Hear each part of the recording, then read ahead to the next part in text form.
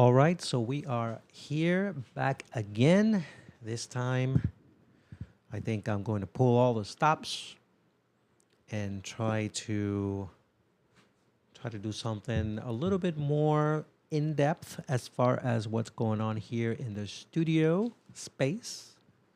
But first, I like to always test the audio, which seems to be the most difficult thing. So let me just go ahead and do that now. All right, so what I'm going to do here is very quickly.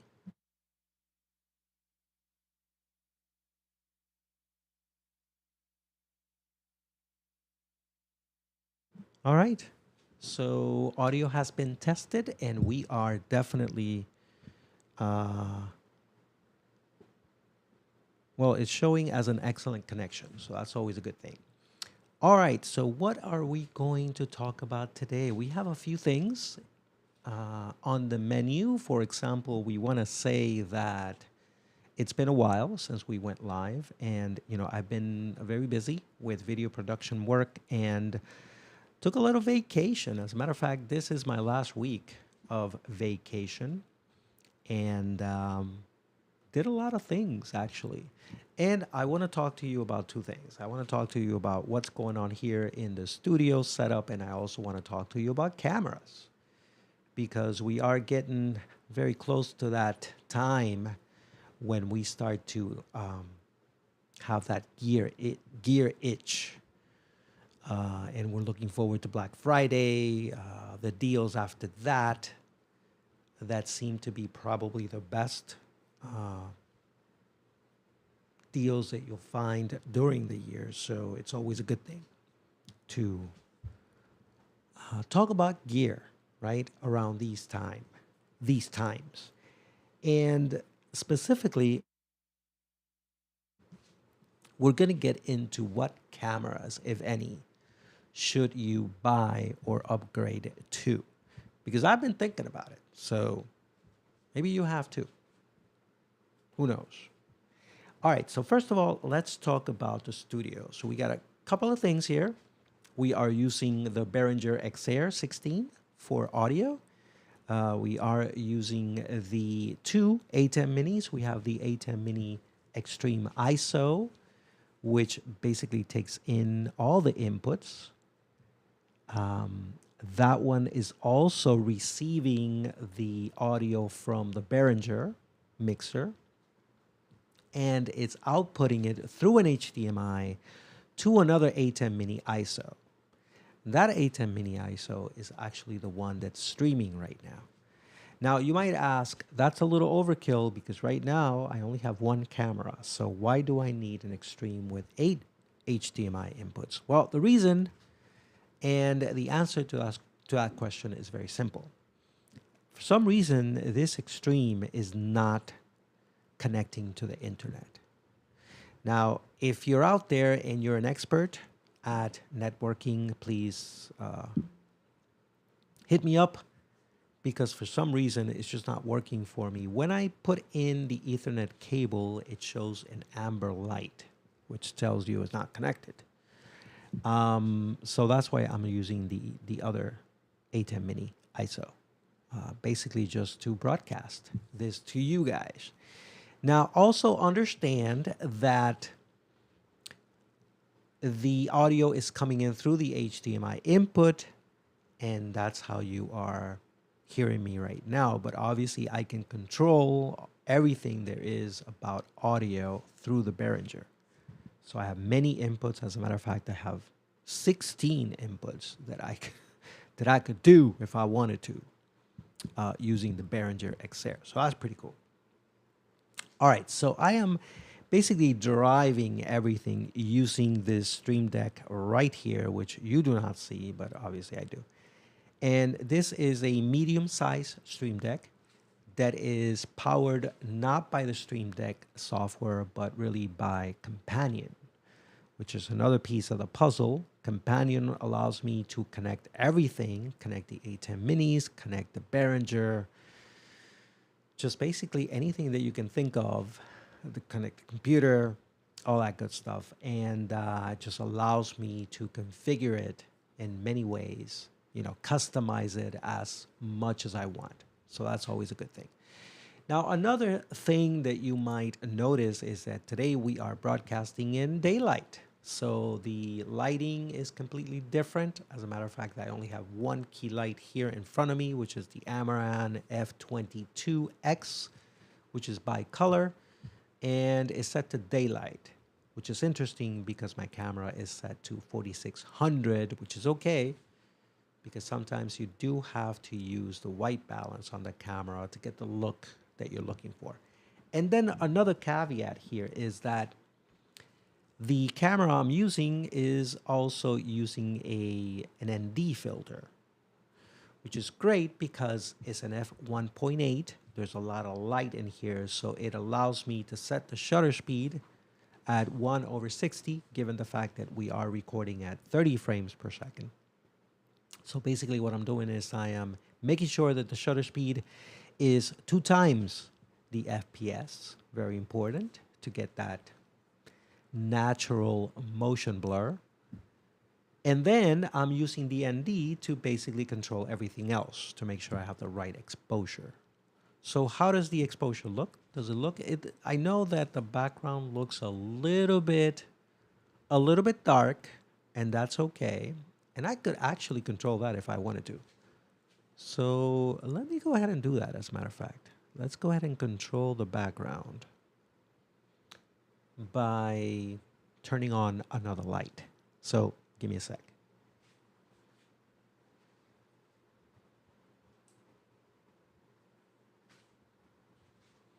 There we go. Actually, I don't have to go very far. And so just by doing that, I've been able to light up the background just a little bit more. Now, obviously, I can tweak it. I can maybe lower it just a bit, just a hair, but I'm not going to do that right now.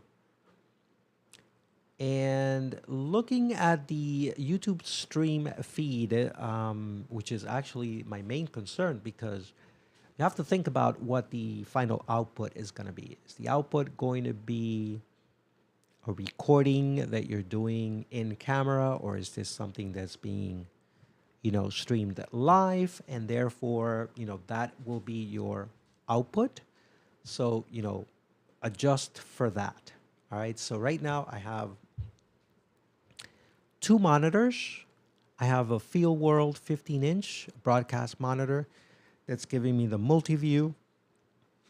And I also have another monitor that's giving me the program view, so I can basically see the exposure there. And these are calibrated monitors, by the way, so I should be able to see. But again, the important thing is what YouTube sees.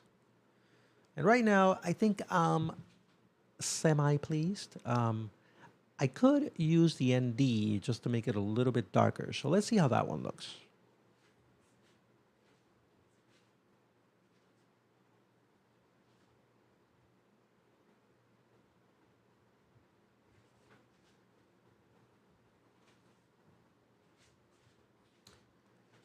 So right there we go, waiting for the focus. Come on, get it right. There you go. So right there, I have made it too dark. So there's a couple of things I could do. I could increase the light output for the key light, which is not what I want to do. Or I could just go back to the number 2 setting on the ND. So let's do that.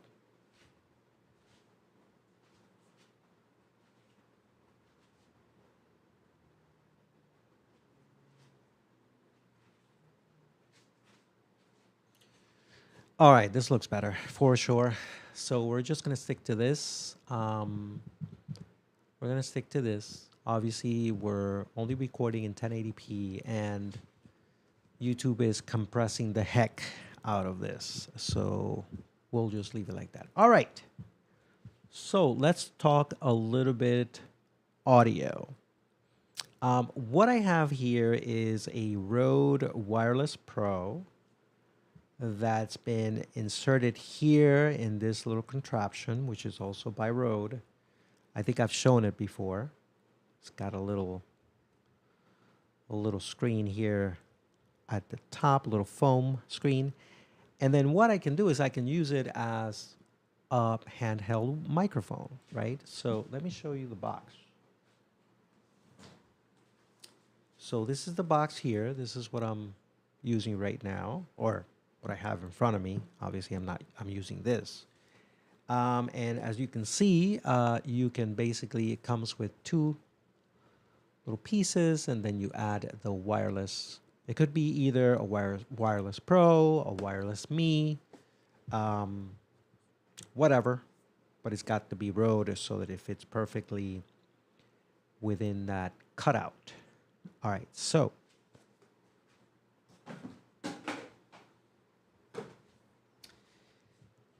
I have the ability to switch to this, but in order to do that, what I've done is I've set the receiver end of the Wireless Pro on the camera, which is connected right now. And what I need to do is send that audio to my A10 Mini. Now, I could do that by, just walking over to the server rack wherever, all the equipment is, but I want to control it from here. So what I'm going to do is I am going to use the companion software to do that for me, all right, to control the audio input on camera 1. But obviously, in order for me to do that, I need to show you my screen, and I'm not prepared for that. Am I prepared for that? Probably not. Probably not. Let me see here. So according to Mix Effect, let's see. We have Super Source Camera 4. So I'm going to go ahead and connect camera 4 using an HDMI cable. So let me do that real quick here.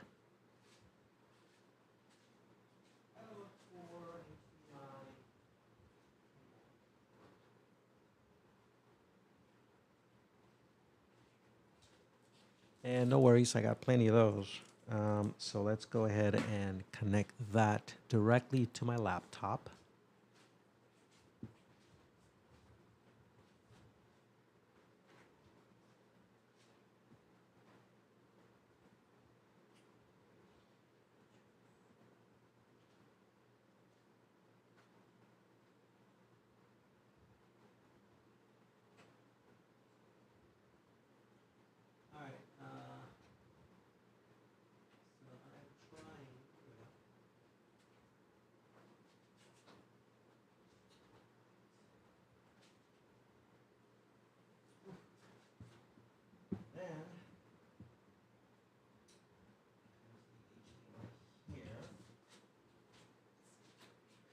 All right, I think that worked.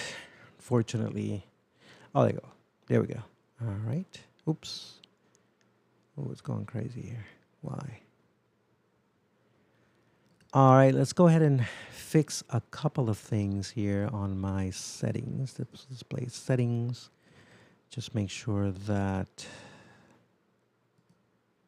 wait, built-in display. Oh, optimize for the MacBook Pro. Yes, much better. All right, let's go to Super Source.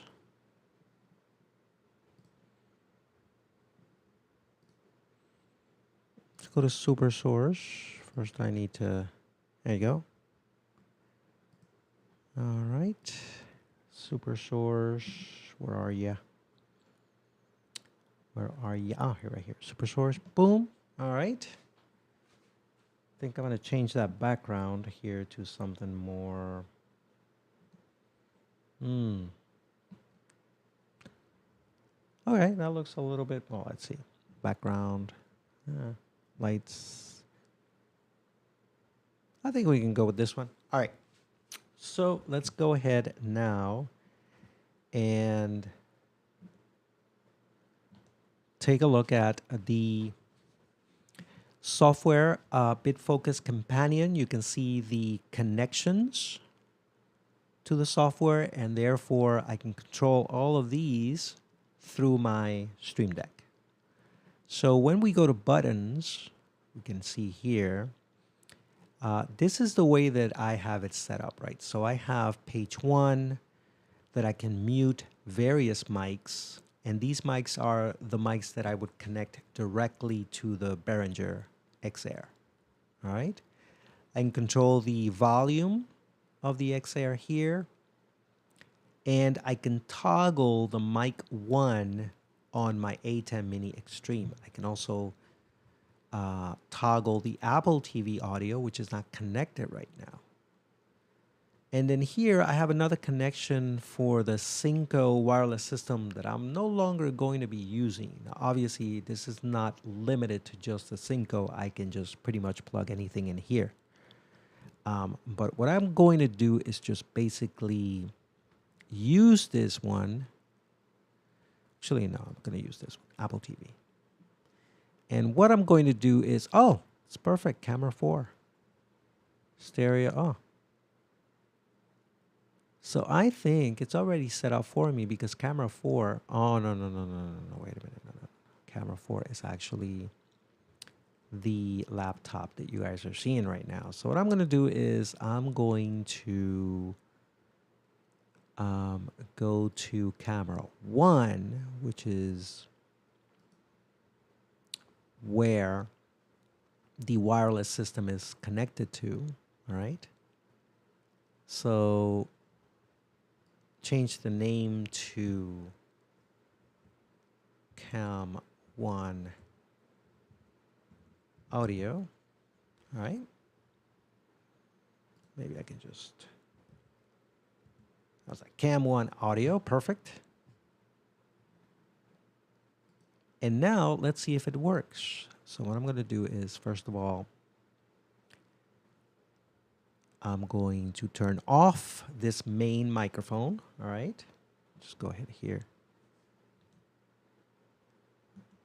All right, just going to turn off the main microphone. Find the right page first.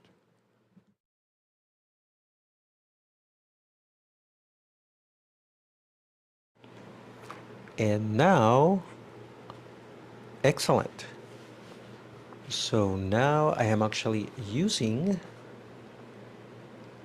the wireless system. Now, this wireless system is only coming through the left channel, and that is a setting that I have on the Wireless Pro. I would have to go in there, change the setting so that it's stereo.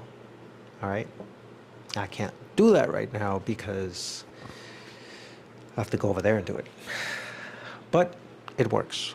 All right. So let's go back to this main. Now, obviously here, when I turned on this microphone, I had to do a few things beforehand. For example, I had to turn on the noise reduction, which is basically a noise gate, so that you don't hear the background noise like this one does. And I had to set the levels correctly. Now, I can obviously use the software to turn up and down the volume, but you want to tweak it just right. You want to make sure that the compressor is working correctly and turn it on if you need to. I think I do. So there's a lot of stuff involved there. All right. So I think we got everything that is needed here. Let's go back to Cam 1. There we go. And I did mention that I'm not only using an ND filter. I think I neglected to say that it's also a mist filter. So you are seeing a little bit of halation in the background, especially where the light is coming through. So that's what the mist does. It just creates a nice little diffusion on the light sources so that it's, you know, basically it's like applying a halation filter. Is that how you pronounce it? Pretty confident that it is. And that is the effect that I would use on DaVinci Resolve to try to add that digitally. But here we're doing it optically on the lens using the mist filter. It's a quarter mist, by the way. I wish it was an 1/8 as far as intensity for the mist, but it's 1/4. So it might be a little bit too aggressive. And sometimes, one time I did a shoot where I had to do a lot of work in post just to dial it down because it was too aggressive. There was a lot of light and a lot of halation, and so yeah. So I think 1/8 is probably the sweet spot. If you're interested in the ND filters I'm actually using Freewell, which I think is probably the best bang for the buck, best balance between value and quality, I think, is Freewell. Now, I think that they might be, I think all companies really that make ND filters are a little bit limited because, you know, some have some features, others have other features, and I wish there was one that had all the features that you need at an affordable price. So Freewell, if you're listening to me right now, keep that in mind. Anyway, all right, so I think we covered everything that has to do with the studio, with the equipment that we're using. And let's talk cameras, because after all, that is the one thing that I did want to discuss with you guys, is that we are getting close to that time of year when we think about pulling the trigger and buying some stuff. And obviously, if you are also trying to, you know, make some expenses or make some purchases in order to get some relief during tax season, you know, we're getting close to that time when you need to make the purchases. So the question is, what camera should you buy? So I'm going to talk about cameras, and I'm also going to talk about lenses. So obviously, when we talk about purchasing options, let's talk about B&H Photo, because I believe that B&H Photo is, without a doubt, in my mind, the best place to make your photo video purchases in the world. As a matter of fact, I got a chance to visit the B&H headquarters in New York, close to Times Square, maybe I want to say. And it was like a tech nerd paradise. It was the photo video Disneyland. For me, at least. It was just a thing of beauty. So much stuff, so much equipment that not only was available for purchase, but, you know, stuff that was available for you to get your hands on, to play with, to demo. And that's what's really missing from many places, including here in Puerto Rico. There's really nowhere that you can go in there and play with the high-end equipment that you want to play with. Because you can go to Best Buy, but, you know, Best Buy, they only have, you know, the basics, the stuff that everybody, the prosumer stuff, you know, the things that people, you know, might watch on YouTube and, you know, might want to buy. But, you know, the real cameras, the, you know, Sony's FX6s and the Buranos and the Aris, the Alexas, they were all there. Let me just tell you right now, the Reds, they were there. I got to play with them. I got to touch them. I got to get a feel for them. And I also got a feel for the more down-to-earth cameras. For example, right now, we have many, many choices. And then again, not so much. Let me explain myself. So this year, we've seen a few cameras, very interesting cameras, come out. For example, on the Sony side of things, which is where I'm at, right? We have the FX2, which is a camera brand new this year. As a matter of fact, I would say just a few weeks ago that it came out. It was a very interesting camera because it just sits between the FX30, which I have right here, the FX30 and the FX3. So the FX30 is a Super 35 sensor, APS-C for Sony, and the FX3 is full frame, and so is the FX2. Now the FX3 is $4,000 plus, and the FX2 is, I'm sorry to say, almost $3,000. So we're looking at probably 2,900-ish, around there. And that's really unfortunate, because even though you are saving $1,000 between that one and the FX3, I think that the economic situation that we are now, without getting into politics, obviously, is that things are much more expensive. And so that camera, when it came out, it was actually about $200 to $300 cheaper, and then all of a sudden, its price got bumped up $300. So that's really unfortunate for us, because no matter what they do on Black Friday, we're taking the hit, right? It's not going to be enough.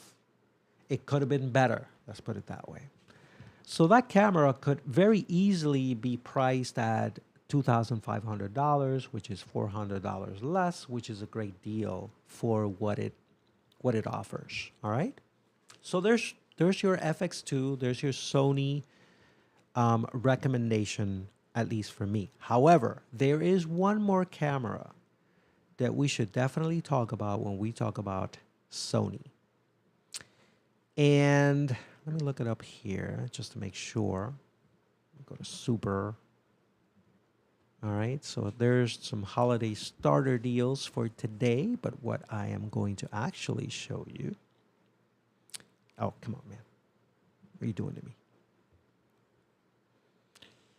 All right. Let's take a look at the cameras. Okay, here we go.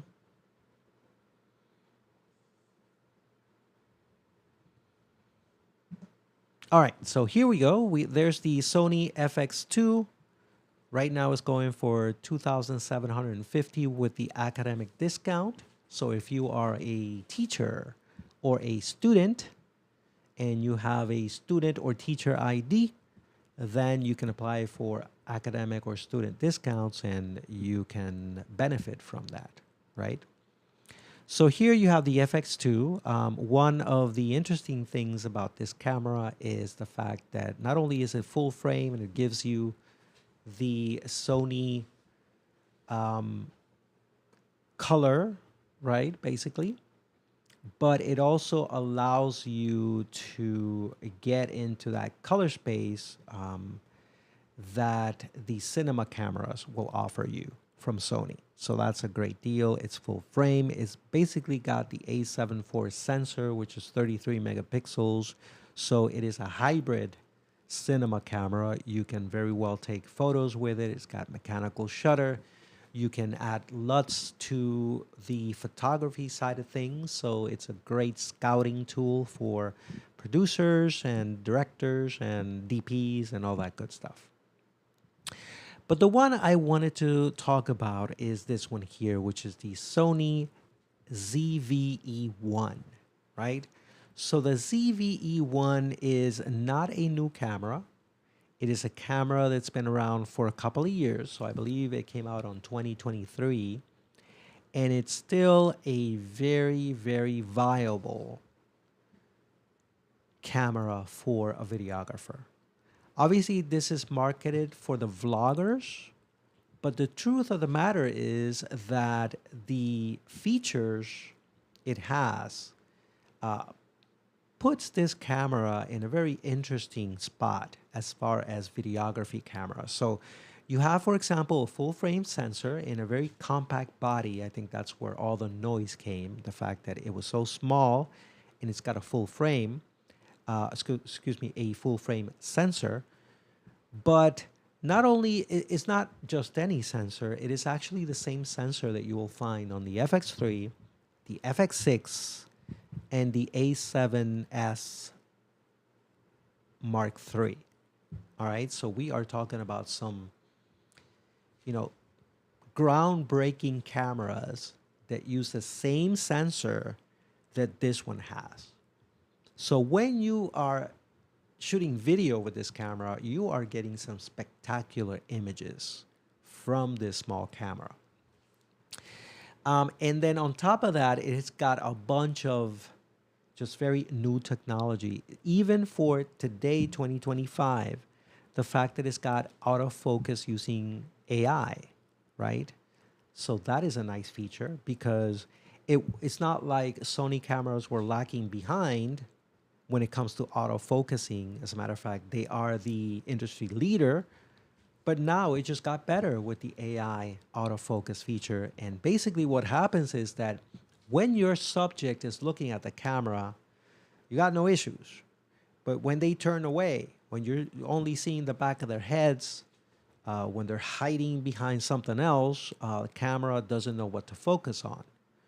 But AI solves that issue, and it's always going to be locked on, man. It's a thing of beauty. So you got the AI focus, autofocus. You have a new feature where you can, highlight products, put them in front of the camera. The camera will automatically switch focus to that product, and it's going to be seamless. So that's a great feature, especially for YouTube videos, for reviews, for vlogging, which is what the camera's marketed for, as I said. So that's also an excellent, excellent feature. Another one, it's got the auto center thing. I don't know if that's what it's called, but basically what it does, it keeps you in the center of the frame. So if you're moving around, the camera is cropping into the sensor and it's allowing the feature to follow you, right? And make sure that you're always in the center of the frame so you can move around the set a little bit more easily without much hassles. And those are just a few of the features that this camera has. So the price, $2,400, just thereabouts, just makes it a very compelling choice. Now, obviously, it's going to be cheaper than the FX2. It's going to be about $300 cheaper or thereabouts. And again, if you're looking for that FX3 image, FX3 sensor, man, this looks really, really sweet. I have to tell you, I'm not going to lie. This is very sweet. Now, with every camera, you're going to have some negative things to say about it. There is no such thing as a perfect camera. So this one has a couple of imperfections. For example, there is overheating issues with the camera. YouTube is plastered with many, many videos about people complaining about the overheating issues. Now, this camera can record in 4K 60 frames and up to 120 frames with a very small crop. I think it's 1.1 crop. The 60p recording is full frame. All right, so it's 4K, all the goodness of it. You can load lots into this. I mean, this is just a full-fledged videography camera, in my opinion. Now, it overheats. If you think about it, small body, there's no fans. You are recording in 120 frames per second at 4K with all that, the high bit rate is going to overheat. So you're not going to be sustaining that for 2 hours for sure. It could be 15 minutes, 20 minutes if you're doing that. Now, if that's not your use case, if you're just capturing small clips here and there, like for example, at a wedding or a corporate event, then you're fine.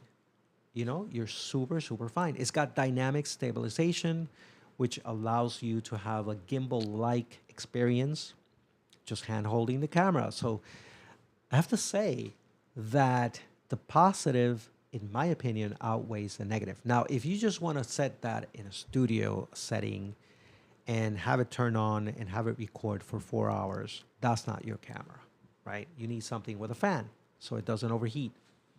But if your use case is that you're going to have videos that are like I described, right? Under 30 minutes maybe, Maybe a wedding ceremony, you could probably get away with it if you're recording at 4K 24 frames per second. Even at 30, I think there's no issue. 1080p, forget about it. I mean, you can do everything you need and want in 1080p. I believe this sucker records at 240 frames per second in 1080p. Don't quote me on that, but I'm pretty sure if it's the same sensor. All right. Rolling shutter, almost non-existent in this particular camera. A low light beast, just like the FX3. All right. So did I sell it to you? I mean, did I convince you? Not sure, but I think I'm convincing myself. All right. I think I'm convincing myself. And the reason why I say that is because, you know, a lot of times, I think there's a, oops, there seems to be an issue here with the bit rate.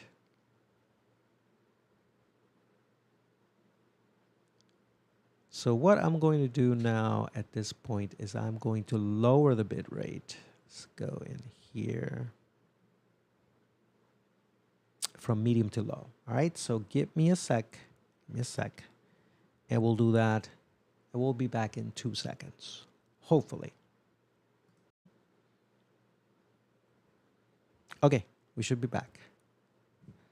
There we go. We're back, and now we're back to excellent connection. All right. That wasn't too bad. How much time we have? All right, we got time. We got some time here. So what other cameras are not only in the Sony ecosystem, you have some very interesting choices that have come up recently. For example, in Nikon, Nikon just came out with a new camera. As you know, I mean, this is not going to be news to you if you're into this kind of thing.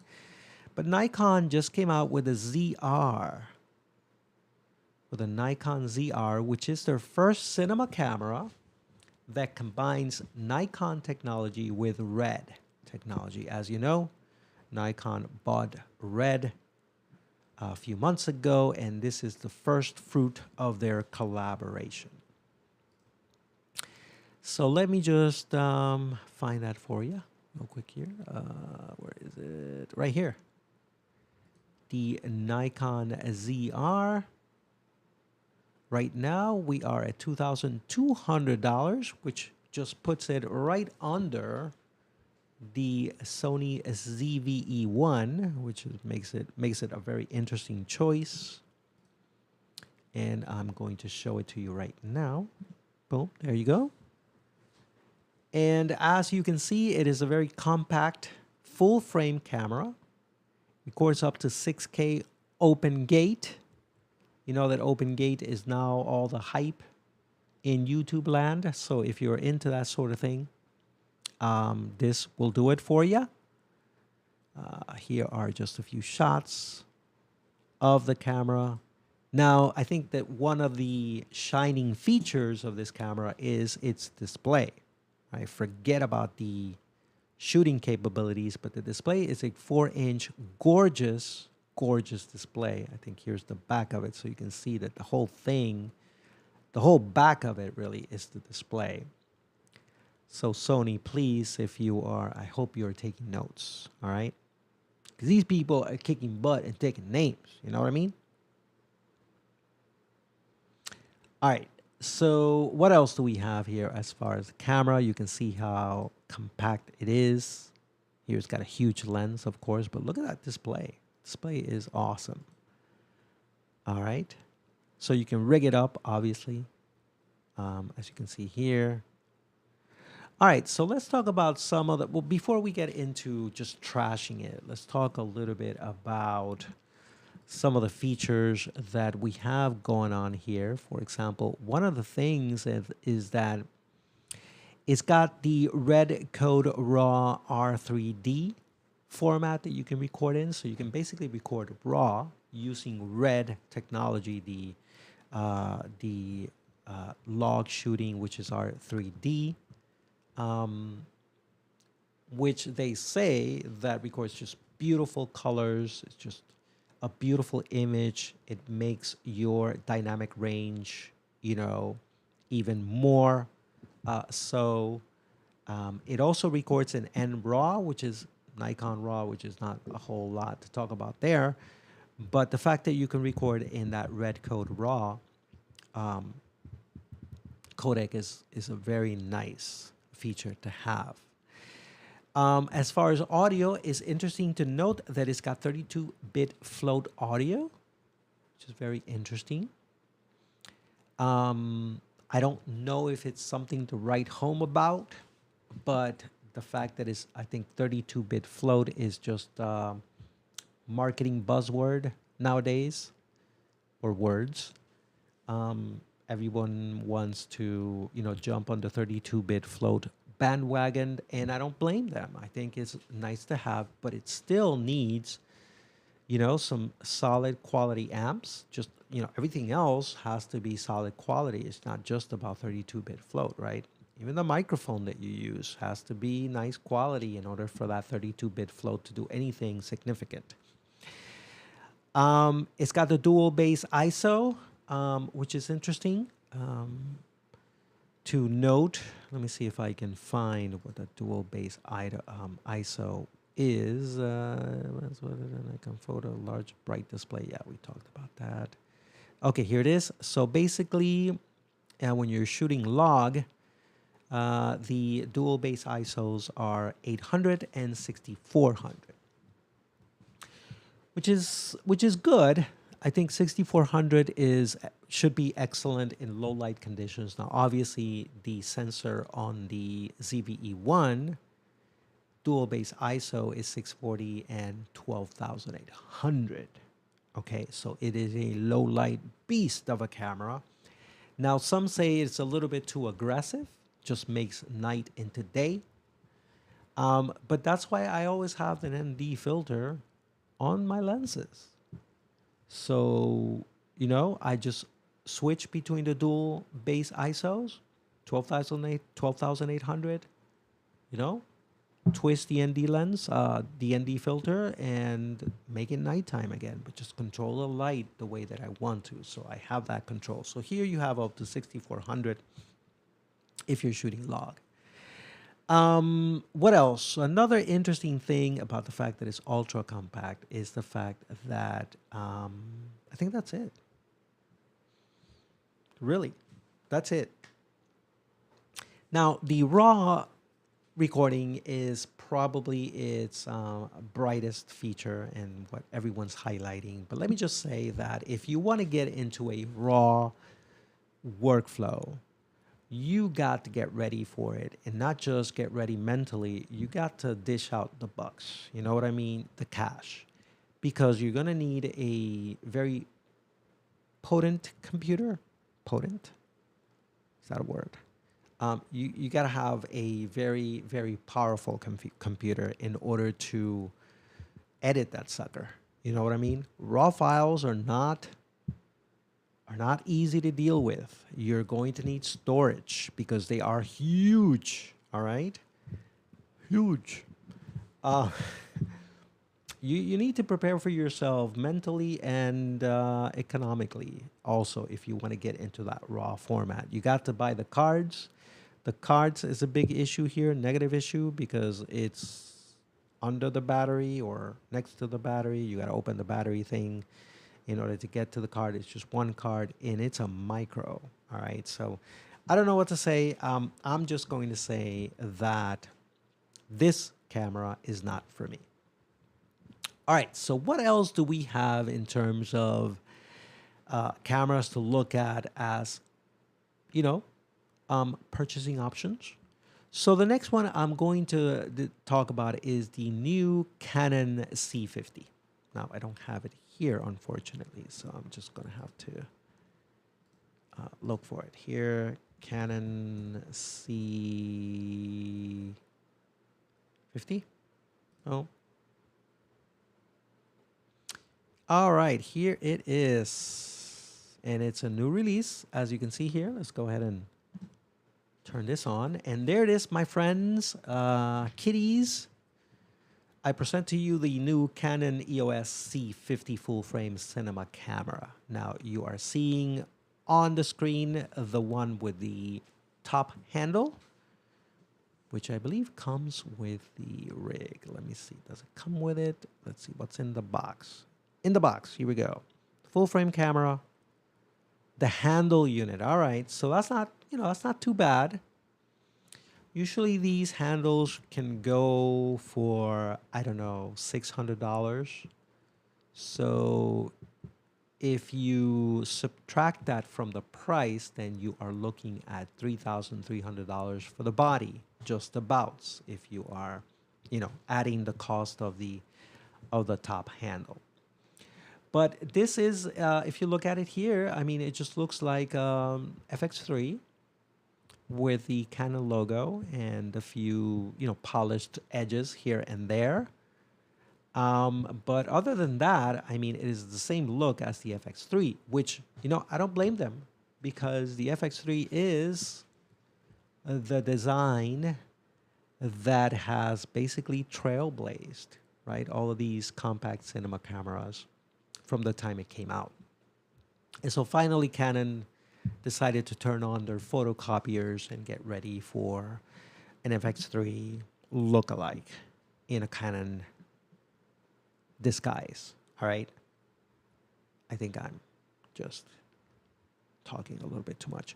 Anyway, so that's what we have here. This Canon C50 again records open gate, 7K. It's a little bit, I would say it's impressive as far as the recording options you have. For example, you have the 3:2 open gate sensor mode. You got internal RAW. You can record up to 60 frames per second in 7K. You can do 12-bit recording modes as well. 4K 120, 2K 180, and this is full frame captures. No cropping, so that's, it's great. Dual base ISO, again, this is very similar to the Nikon ZR. It's got 800 in this case and 6400 on the high end.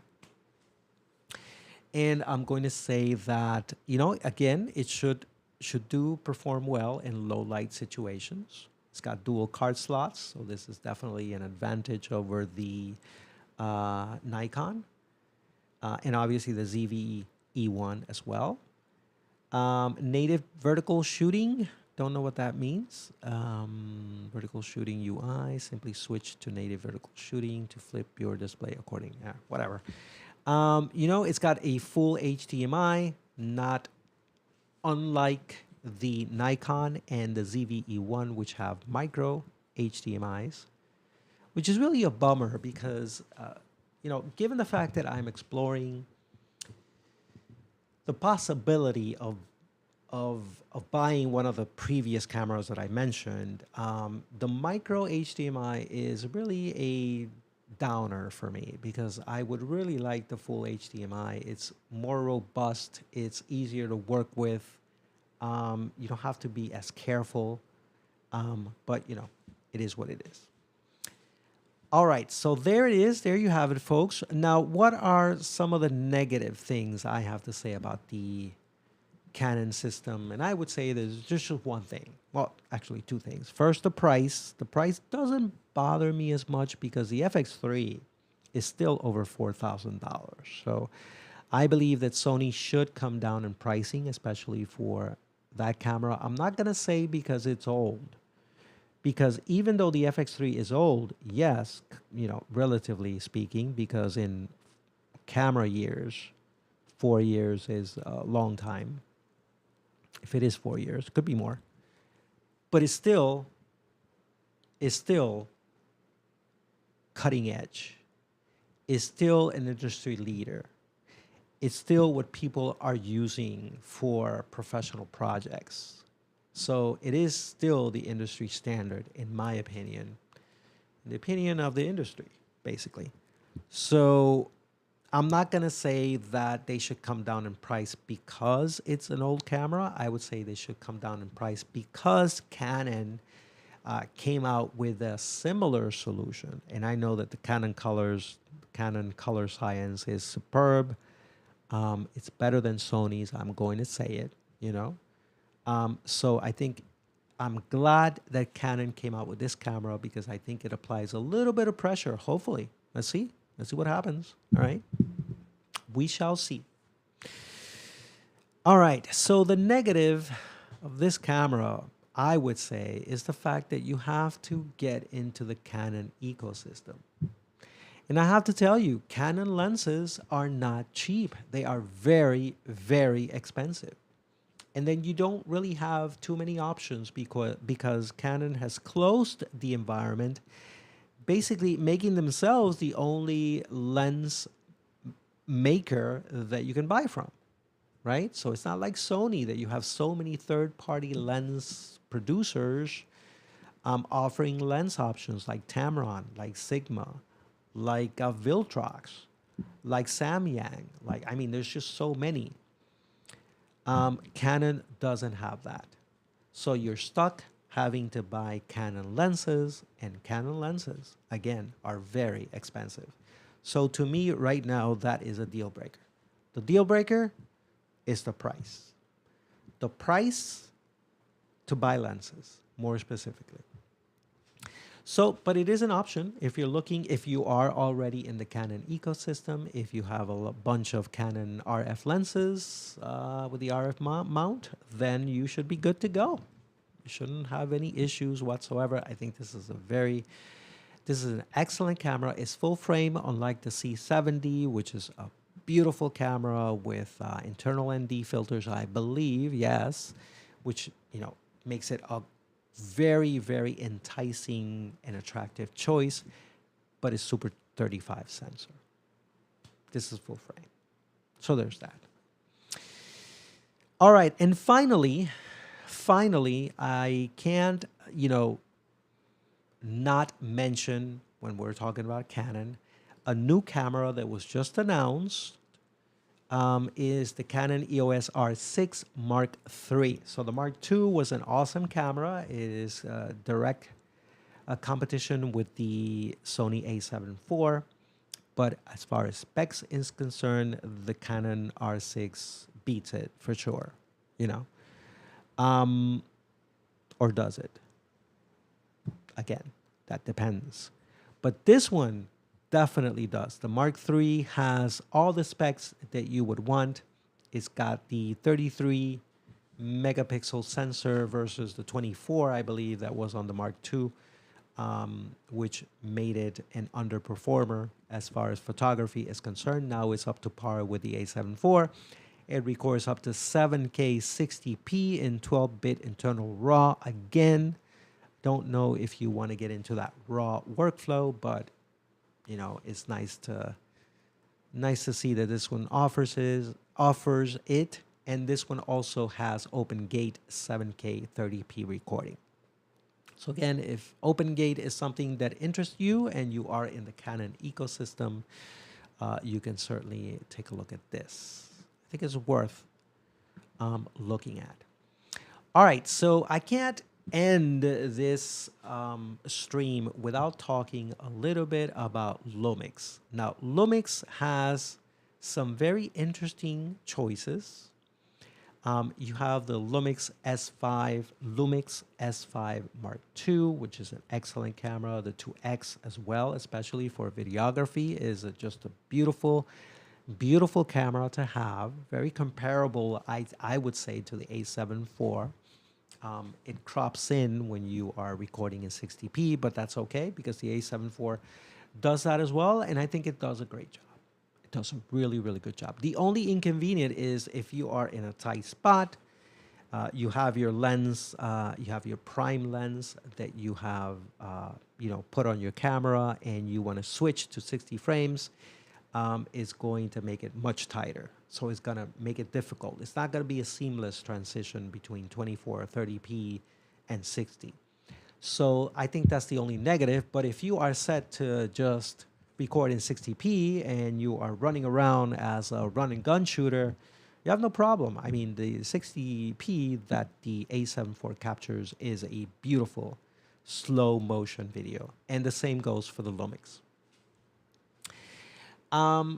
But however, there is also one to consider, and that is the Lumix S1 Mark II.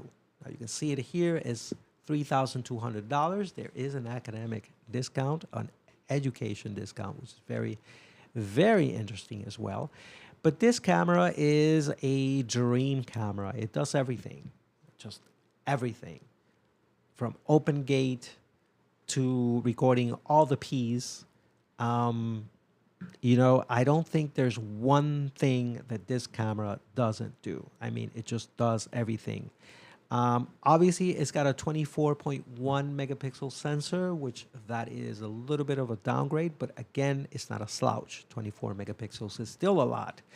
It's double that of the ZVE1, which is not a photo camera, by the way. It's only video, in my opinion. But it allows you to record 60p open gate recording in 5.1K. It's got a bunch of different shooting modes that you can certainly take a look at when you have time. But I'm just going to tell you that it does, 60K, 30p open gate, which is great. And then if you want to do 60p, then you have to go down to 5.1K or 5K, which is not bad. I mean, 4K is awesome. 5K is awesomer, I would say, in my opinion. It's got the S-Logs, well, in this case, V-Log and V-Gamut that you can shoot with over 13 stops of dynamic range. You can install LUTs. You can do anything you want with this camera, really. I think the issue here is the price. This is a $3,000 plus camera, which I believe definitely is justified for the features. And then you have the L-mount lens ecosystem that you have to get into, which is better than the Canon for sure, because you have more choices. You have third party. There's the L-mount Alliance.